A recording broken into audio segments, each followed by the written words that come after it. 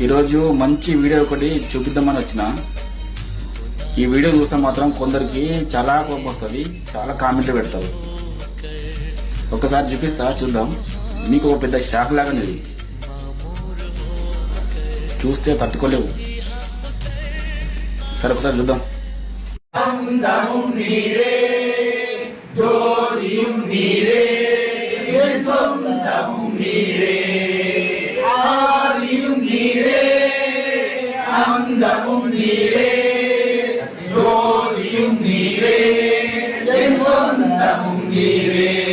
இந்த காலத்திலும் எந்த நேரத்திலும் நன்றியால் உம்மை நான் தொழுவேன்.